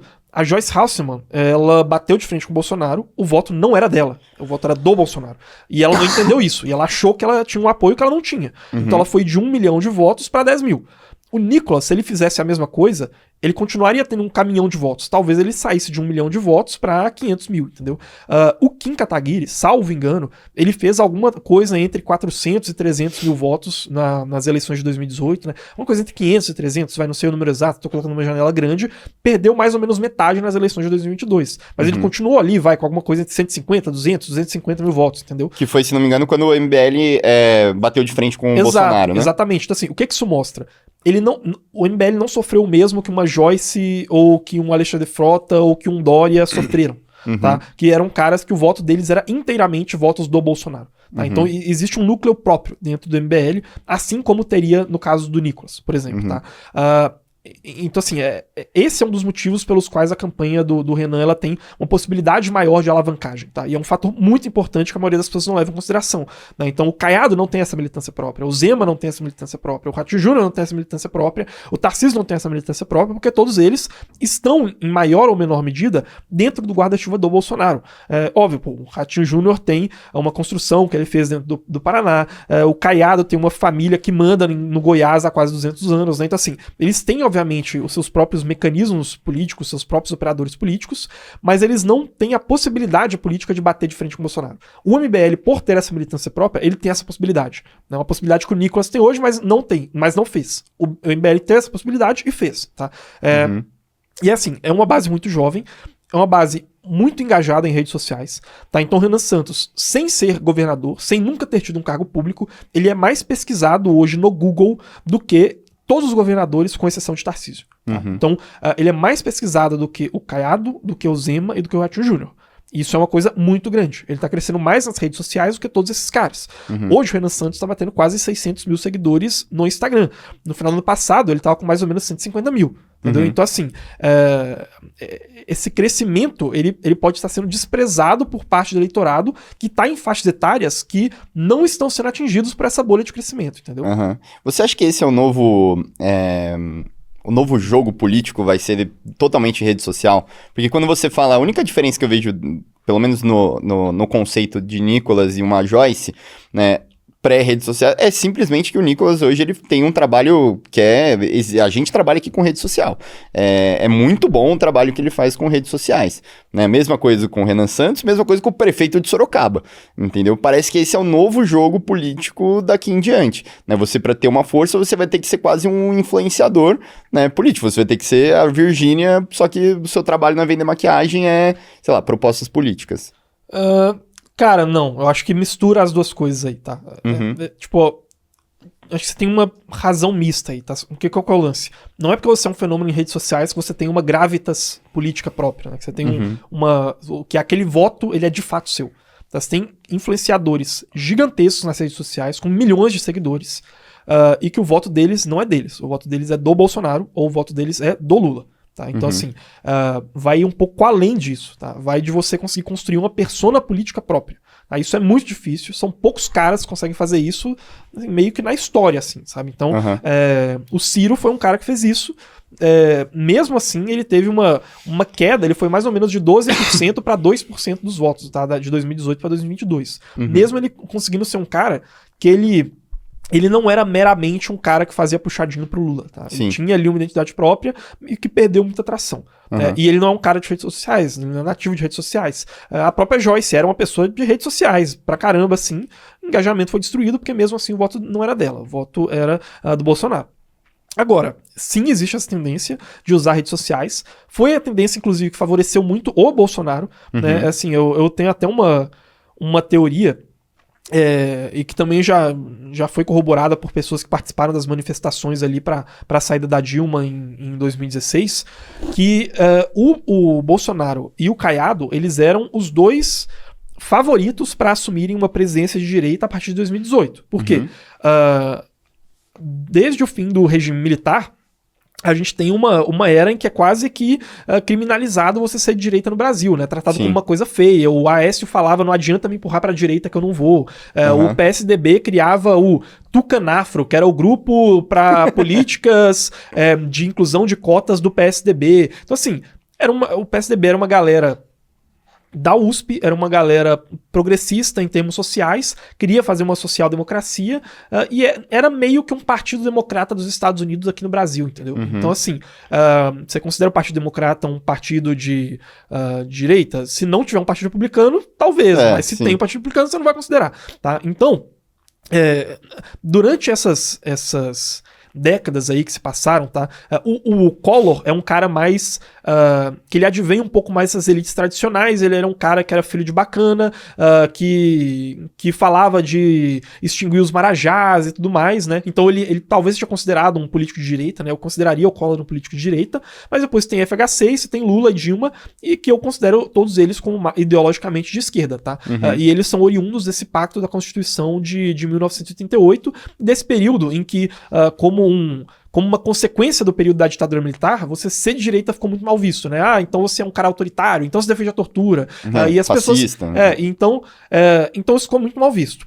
Durante essas décadas aí, Bolsonaro e Caiado foram dois caras que continuaram batendo no peito dizendo que eram de direita, e construindo as próprias bases. O Bolsonaro fazendo isso como um sindicalista de militares, né? Então ele sempre foi ali um candidato muito bem votado como deputado no Rio de Janeiro, principalmente fazendo lobby para os militares, e o Caiado fazendo um lobby no agronegócio. Então o Caiado criando conexões políticas com o agronegócio, não só no Centro-Oeste, como no Brasil inteiro, né? E o Caiado, em específico, ele é oriundo de uma família que manda no Goiás há quase 200 anos. Tá? Então, assim, esses dois, eles bateram no peito e não tinham vergonha de falar de direita, quando todo mundo no país achava que, cara, você é de direita, então você defende a tortura, então, cara, como assim você é de direita? Você é um cara muito pouco esclarecido, né? Então, eles foram construindo essa base enquanto ninguém estava construindo, quando todo mundo tinha nojinho de se dizer de direita, tá? Quando veio a onda direitista, ali a partir da queda da Dilma, e que abriu-se essa margem, eu acho que foi um cavalo selado que passou pelo Caiado e pelo Bolsonaro, e o Bolsonaro assumiu, entendeu? Muito por conta, na minha opinião, do trabalho de redes sociais que o Bolsonaro foi construindo. Dele falando contra kit gay desde 2011, indo no Super Pop, dando entrevista, falando o que ele faria se o filho dele fosse gay. Dele, cara, novamente, fazendo no impeachment da Dilma, ele vai lá, faz o voto e homenageia o Brilhante Ustra, que foi um dos participantes da ditadura militar aqui no Brasil. Então, assim, ele construiu essa base, principalmente com conexões na internet, os memes do Bolsonaro, entendeu? Que parte desses memes eram produzidos... CQC, né? CQC, assim, Super Pop, esse tipo... Tinha memes do Bolsonaro que tinham caras que... Agora eu não lembro, cara, qual era exatamente o nome da página do Bolsonaro, que era um cara que produzia um dos melhores memes. E aí, não lembro agora se foi o Flávio ou se foi o Carlos, viu que isso estava rolando no Facebook, o cara tinha um talento excepcional para redes sociais, chamou ele pro gabinete, falou, agora você vai produzir isso profissionalmente, entendeu? Foi uma visão de negócios políticos muito grande, que não só o Bolsonaro, mas a família Bolsonaro teve. E eles aproveitaram esse cavalo que passou, falou, ó, agora tá passando, chegou a chance, eu vou ser o cara de direita. E não foi o Caiado. Então, assim, por que eu fiz toda essa volta, né? Porque as redes sociais, naquele momento, já foram muito importantes, tá? Tanto é que eu falei das manifestações, que um cara que participou corroborou com essa minha opinião, que foi um cara que participou das manifestações pelo impeachment da Dilma, e ele dizia que naquele começo, quando o Caiado aparecia, ele era mais aplaudido do que o próprio Bolsonaro, entendeu? Mas aí o Bolsonaro conseguiu aproveitar essa base e fazer essa construção muito mais rápido. E aí teve, enfim, aí vão sendo vários fatores que vão se acumulando, fatores meméticos, imagens que foram ficando marcadas na população, nesse inconsciente coletivo, né? Na verdade nem inconsciente, né? Bem consciente, né? Então, por exemplo, a foto do Bolsonaro chutando o boneco do Pichuleco em cima do caminhão da manifestação pelo impeachment da Dilma, entendeu? O voto dele fazendo pelo impeachment da Dilma, homenageando o Carlos Brilhante Ustra. Então, assim, tudo isso foi se acumulando e o Bolsonaro, pela internet, conseguiu pegar esse caminho, tá? E é uma caixa de Pandora que não vai se fechar. Então você ainda vai continuar tendo grandes influenciadores, grandes políticos influenciadores que vão se eleger utilizando a internet, fenômenos como um Bolsonaro, como um Marçal, como o Renan Santos, que já é um fenômeno, seja qual for a votação que ele fizer, porque ele já é um cara que está na frente de vários governadores em vários cenários eleitorais, é um cara que nunca teve nenhum cargo político, mas conseguiu construir militância própria. Então acho que é uma caixa de Pandora que não fecha mais, entendeu? E aí, de novo, o Centrão, ele ainda quer fazer parecer que você está operando naquela política em que, mas o Alckmin tem 1 bazilhão de horas de tempo de TV e o Bolsonaro tem 3 segundos. Tudo bem, mas aí você vai ver o rios do Bolsonaro e não do Alckmin, entendeu? Então, assim, eu acho que é uma caixa de Pandora que não vai fechar mais. Acho que esse ponto das horas de televisão e tudo mais, e quanto de capital ele vai ter, de fato, para investir na própria campanha e tudo mais, é algo que começa a ficar em segundo plano quando você consegue ter um efeito viral da internet. O investimento em campanha ainda é muito importante, mas, de novo, ele é bem menos importante do que era no passado. Bem menos importante. E pra gente finalizar, existem sempre em alguns momentos de eleições eventos extremamente impactantes, muito recentes, né? Que a gente pode explorar aquele viés de algo que está acontecendo nesse momento e vai ser muito mais importante do que algo que aconteceu há 2 anos atrás. A gente teve, né, o caso da JBS, né, as manifestações e tudo mais. Agora a gente está tendo o caso, né, um escândalo enorme do Banco Master. Você acha que esse escândalo do Banco Master, misturado com uma descrença no STF, pode ter algum impacto direto na eleição? E se sim, para qual lado, né? Pode e vai. Pode e vai ter impacto na eleição, é o ponto mais imprevisível de toda essa eleição. Se tem algo que pode dinamitar a candidatura do Flávio, ou que pode dinamitar a candidatura do Lula, ou de algum outro candidato, é o escândalo do Banco Master. Pode tomar vários caminhos que a gente não conhece. Tem vários ministros do STF envolvidos aí nessa questão, principalmente o Dias Toffoli e o Alexandre de Moraes. Tem pra todo mundo aí no escândalo do Banco Master, tá? Bolsonaristas, centrão, judiciário e petistas estão envolvidos no escândalo do Banco Master.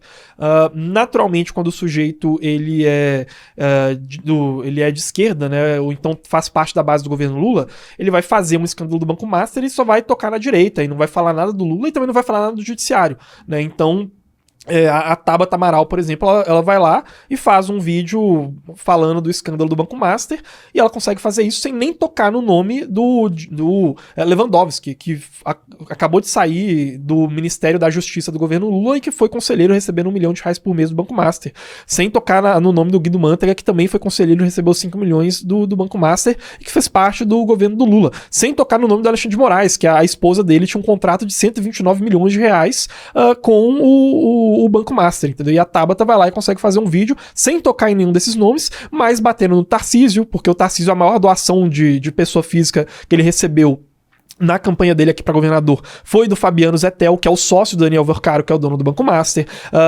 Ela vai lá e fala, por exemplo, das relações aparentemente muito estranhas que tem entre o Banco Master, o escândalo do INSS e a Igreja Lagoinha, que é a mesma igreja que é a base eleitoral do Nicolas lá em Belo Horizonte e que é onde o Flávio Bolsonaro recentemente se rebatizou, né, por exemplo, na Igreja Lagoinha. Ela vai lá e vai tocar no nome do Ciro Nogueira, que é um dos maiores articuladores políticos do Banco Master no Senado, que foi um ministro do governo Bolsonaro.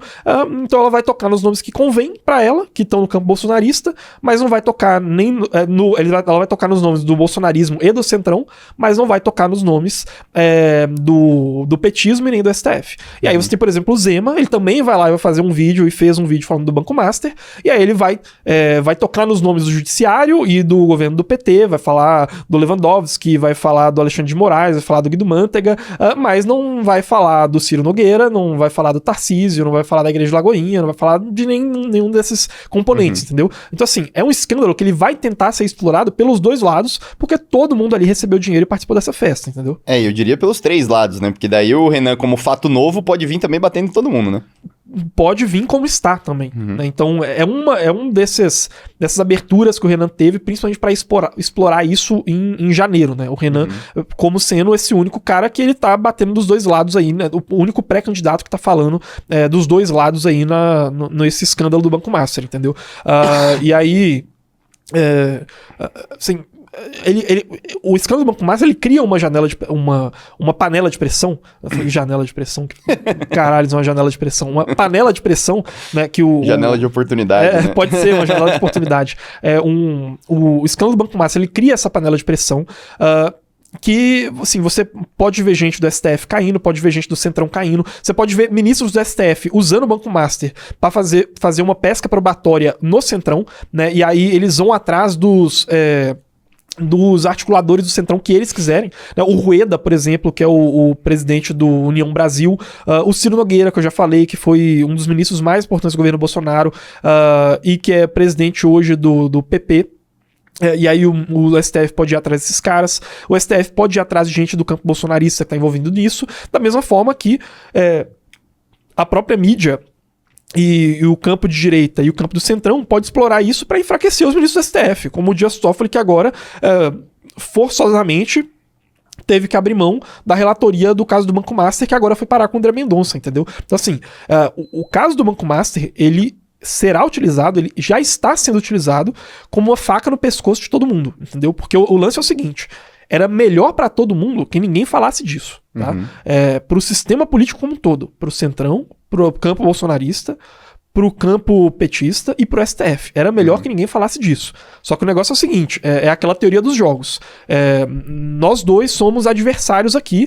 Cara, a gente pode sair aqui numa briga na mão, ou a gente pode sair numa briga de faca.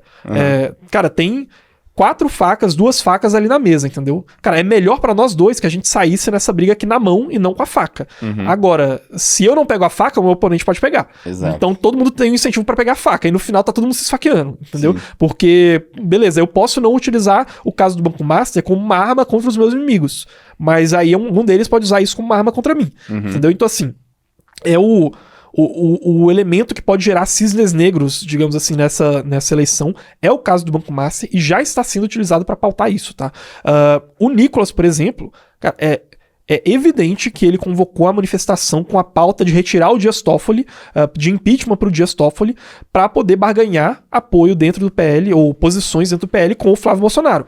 Porque os processos que o Flávio Bolsonaro indica sendo acusado de rachadinha no Rio de Janeiro, eles foram parar na mesa do Dias Toffoli. E o Flávio Bolsonaro não toca no nome do Dias Toffoli. Embora o Flávio Bolsonaro toque no nome do Alexandre de Moraes, por motivos óbvios. E ele vai tocar no nome do Lula, por exemplo. Então, assim, mas o Nicolas, ele não tá amarrado com o Dias Toffoli. Então ele pode falar do Dias Toffoli. Então, assim, essa teia de relações ela é muito mais complexa do que só direita e esquerda, tá? Muito, muito mais complexa. E ela tá sendo utilizada como moeda de barganha, não só entre os campos, como dentro desses campos, tá? Dentro do campo bolsonarista, dentro do campo do PT, sendo utilizado como moeda de barganha. Tem relações entre o Banco Master e o escândalo do INSS, por exemplo, que estão começando a ser descobertas agora. E aí, o escândalo do INSS envolve, em grande medida, parlamentares, ministros do governo Lula também, entendeu?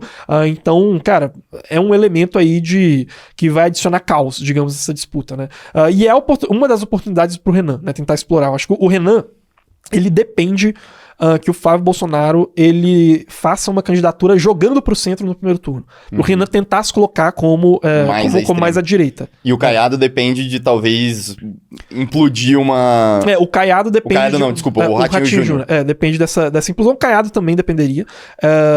Mas assim, a minha hipótese ainda me parece mais provável que tudo mais mantido constante, né, no cenário dessas eleições, a gente deve ter Renan Santos sendo um terceiro colocado com algo entre 8% e 10% ali das intenções de voto. Chegando mais perto da eleição, né, não agora, hoje ele está com algo em torno de 3%, mas o crescimento dele é muito acelerado, ele é muito pesquisado, né, e ele tem uma base de militância própria.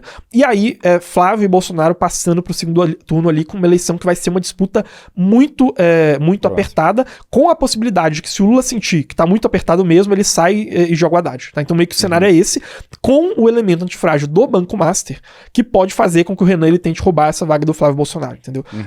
Ele precisa acelerar esse crescimento para conseguir acontecer isso, né? Então, assim, ele precisaria chegar, por exemplo, assim, a essa altura do campeonato, em 2018, o Alckmin e o Lula, ou melhor, o Alckmin e o Haddad ainda eram os favoritos, né? Mas o Bolsonaro já aparecia com mais ou menos uns 10, 15% das intenções. Algo que é parecido com o Marçal na de prefeitura, né? Não, a da prefeitura, o Marçal, ele era quase que um completo desconhecido, né? Ele meio que se lançou, mas o jogo de prefeitura é um, o jogo para presidência é outro. Tá? Mas o que eu tô falando é o seguinte: o Renan ele vai tentar fazer com o Flávio o que o Bolsonaro fez com o PSDB. Tá? Só que a essa altura do campeonato, em 2018, o Bolsonaro já estava muito maior do que o Renan é hoje. Tá? O Bolsonaro já estava com mais de 10%, que é algo que o Renan não tem hoje. Então ele precisa acelerar essa curva de crescimento se ele quiser, de fato, destronar o Bolsonaro. Isso só vai acontecer dependendo de eventos, cara, muito caóticos. Exato, de adicionar caos. Talvez isso venha do escândalo do Banco Master. Tá? Legal, cara. E só uma outra coisa para adicionar. No mínimo, o Renan, ele pode ser um fiel da balança no segundo turno, tá? Isso meio que já tá dado. Talvez esse seja o motivo pelo qual os campos majoritários, PT, mas principalmente o bolsonarismo, tem evitado bater diretamente na candidatura do Renan, tá? Porque se você tiver uma candidatura, uma eleição, de novo, com o segundo turno, sendo decidido entre petismo e bolsonarismo, com uma margem de 2 milhões de votos, entendeu? O apoio de um cara como o Renan pode fazer a diferença, entendeu? Então, assim, existem ataques indiretos, mas eu acho que eles estão sendo evitados, né? E assim, são muito menores do que os ataques que o MBL já sofreu antes, tá? E eu acho que é porque todo mundo sabe do jogo que tá rolando, tá? E eles sabem que não é bom, se você vai depender de uma margem estreita de votos no segundo turno, você bater no cara que tem uma alta chance de ficar em terceiro lugar, tá? Então, assim, no mínimo ele tá se colocando ali como um fiel da balança, entendeu? Perfeito. Última pergunta. Você acha que a Faria Lima tem um candidato favorito para essa eleição? Tem, o nome dele é Tarcísio, e agora eles estão igual barata tonta porque o Tarcísio não tá mais aí. Tá? Então, sai uma notícia de alguma turnê que o Flávio fez na Faria Lima, sai uma notícia de alguma palestra que o Haddad fez na Faria Lima, o Kassab vai lá e fala, não, mas é porque o candidato é o Eduardo Leite, ou então o candidato é o Ratinho Júnior, e a gente vai fazer uma grande coalizão de centro. Então, assim, nesse momento a Faria Lima tá meio igual barata tonta, assim. Eles estão querendo se convencer que algum dos lados vai ser bom, igual eles tinham se convencido que o Tarcísio era bom pra eles. E aí, nesse processo de querer se convencer, eles estão procurando a história bonita que eles vão contar. Tá? Então, hoje, eu acho que a Faria Lima não tem candidato. Tá? Mas, via de regra, eles provavelmente vão colar no cara que estiver liderando as pesquisas e criar uma narrativa bonita em cima dele. Tá? Alguma dica pro investidor nesse momento de caos? Cara, não, porque eu não acho que o investidor tem que investir pensando no caos que vai rolar nesse momento. Ele tem que investir pensando no caos que é intrínseco do sistema e que ele já é meio que calculado pensando em décadas para trás e para frente, né? Então, assim, eu acho que o que o investidor ele tem que fazer é montar a carteira dele pensando no risco estrutural que existe de alocação de investimentos no Brasil. Então, por que eu tô falando isso? Porque tem uma série de produtores de conteúdo que todo ano falam que o Brasil vai virar Venezuela, entendeu? E, cara, 2025 foi um ano em que a bolsa americana subiu mais ou menos 15% e a bolsa brasileira subiu mais de 50% em dólares. Com todo mundo falando que o Brasil vai virar uma Venezuela. Não virou. Por quê? existe um ciclo de longo prazo, né? Quando a gente para de ser imediatista e fala, o Brasil vai virar uma Venezuela amanhã, o Brasil vai virar uma potência econômica amanhã, agora é o Brasil na capa da The Economist e o Cristo Redentor decolando, né? Quando você sai desses extremos e dá o zoom out, a gente percebe que existe um ciclo de investimentos global que se alterna entre momentos em que os países emergentes recebem maior fluxo de capital e momentos em que os países, em que os Estados Unidos, melhor dizendo, recebem maior fluxo de capital, né? E aí, assim, esse outro não é nem países emergentes, é o restante do mundo inteiro contra os Estados Unidos. Né? Então eles vão se alternando. O dinheiro está entrando nos Estados Unidos ou está saindo dos Estados Unidos. E esse ciclo ele sempre vai se inverter, uma hora ou outra. Entendeu? Então, o investidor ele tem que se preparar, ele tem que ter uma carteira que está preparada para os dois momentos do ciclo. Entendeu? Agora, principalmente por conta das tarifas do Trump, cara, não importou muito o que o Lula ia fazer ao longo do ano de 2025, o dinheiro está saindo dos Estados Unidos. Tá vindo para cá. Então as ações estavam se valorizando, mesmo com o quadro de deterioração fiscal acontecendo, entendeu? Então não é tão simples assim de prever, porque o governo que vai chegar não vai ter uma política econômica que eu acho favorável, que a Faria Lima favorável, então as ações vão cair. Não necessariamente, entendeu? Porque esses gurus do mercado, eles gostam de vender certezas que eles não têm. E assim, até as análises que eu faço sobre as eleições mesmo, cara, tem elementos aí que podem entrar que ninguém vai ter essa certeza, entendeu? Ninguém ia prever o Marçal na campanha para o municipal aqui de São Paulo um ano antes. Então assim, tem vários elementos que eu mesmo vou errar nessa análise inteira que eu fiz. Isso vai acontecer, é importante falar isso, entendeu? E o importante para o investidor é investir sabendo que ele pode errar, não investindo no cenário em que ele acha que vai acertar. É se preparar para caso ele esteja certo e para caso ele esteja errado. Ele tem que ter uma carteira que vai cumprir os objetivos dele em ambos os cenários, né? E aí meio que levando em conta esse risco Brasil estrutural e levando em conta que esse ciclo de saída e entrada de capital dos Estados Unidos sempre vai se inverter uma hora ou outra, e também levando em conta o psicológico dele, né? Porque pode ser que a gente passe anos, uma hipótese, vamos supor que a gente passe anos com as ações americanas se valorizando mais do que as ações aqui do Brasil, mas todos os amigos dele investem na bolsa brasileira, na bolsa americana. E aí chega um ano que a bolsa brasileira sobe muito, aí o cara não aguenta o psicológico dele de ver todo mundo que ele conhece ganhando dinheiro e ele não. Então assim, o psicológico também tem que ser levado em consideração nessa locação. Talvez tenha até uma partezinha que é a carteira do churrasco, né? A carteira do churrasco é aquela lá que você vai estar bem no churrasco para falar do Brasil e tudo mais. Mas se você quiser saber aí como tá a sua carteira e quer que a gente dê uma opinião para você sobre a sua carteira de investimento, no primeiro link aqui da descrição tem aí a análise gratuita, né? A gente tá fazendo uma análise gratuita da sua carteira, te mostrando o que você tá fazendo bem e o que você tá fazendo mal, o que você pode melhorar aí na sua carteira de investimento. Se você quiser participar dessa análise, primeiro link da descrição. Queria agradecer aí, Carlos, por você, né, ter trazido toda essa análise aqui pra gente. Excelente. Seu canal aqui? Meu canal no YouTube, que tá aqui no primeiro link da descrição, quando esse vídeo estiver sendo postado, provavelmente a gente tá próximo de lançar um vídeo especial lá falando sobre as eleições, tá? Então clique aí no link na descrição, se inscreva no meu canal do YouTube e lá tem sempre análise sobre geopolítica, economia e investimentos. Muito bem, pessoal. Espero que você tenha curtido. Manda esse vídeo aqui no seu grupo da família, que o pessoal, com certeza, né, é um bom assunto aí, sexta-feira, chegando no final de semana e tudo mais. Pergunta aí, pessoal, e o PT, e o Bolsonaro? Bom jeito da gente começar um almoço em família, principalmente ali, né, se as famílias, elas discordam. É excelente, ótimo também para você mandar no grupo da família da sua mulher. Também é excelente para você causar uma boa impressão. Manda aqui, manda para alguém aí, deixa o like. Espero que vocês tenham curtido. Se inscrevam aqui no canal. Tamo junto e até mais. Valeu. Valeu.